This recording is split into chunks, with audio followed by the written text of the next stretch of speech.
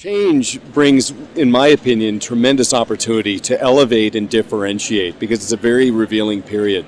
And an advisor that goes through the transition can become more forthright and fee-worthy by articulating their value and explaining to their clients how their process works so that clients can take the abstract nature of the process to achieving financial independence into something they can conceptualize and understand.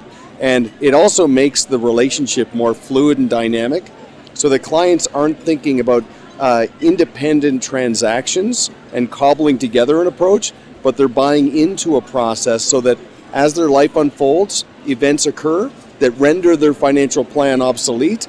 The advisor has a process to put the piece of the puzzle in so the client has the full picture. So as I often say, a salesperson asks a client to buy something, a consultant asks a client to buy into a relationship, into a process that's aligned, where the needs of the client are aligned with the skills of the advisor. Right, and it's very important because an advisor is not selling something, they're promoting a concept known as the promise of the future, where a client can look to the future with anticipation instead of apprehension. So the first thing they need to do is to take just a collection of words in terms of how they define themselves and craft it around a process. And that's what I talked about here today, is using a process to articulate the value so a client understands the advisor's philosophy, planning strategy, and process. And then they can internalize it themselves and then go and relay and convey it to somebody else in a compelling manner. That's the place to start. Well, I'm really inspired by one of the slogans here at Old Mutual, which is every dream deserves a plan. And a lot of advisors, in light of that, put an emphasis on the plan.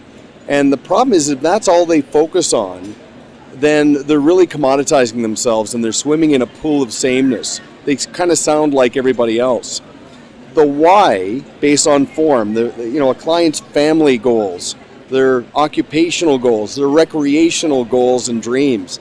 If the advisor can place more emphasis on that and then link it to the money, well-rounded, so it's panoramic, the why and the how work together. And that's what makes an advisor indispensable to a client, competitor-proofs, captures money in motion and ongoing empowerment, and ultimately leads to advocacy because it provides that liberation and order to a client's life. Because I meet many advisors who are referable, but that doesn't equate to actual referrals.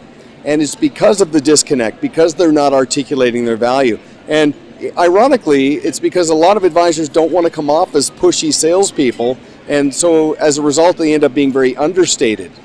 It's not about bragging, it's not about salesiness, it's about just conveying your value in a very professional manner, positioned around what's client-centered.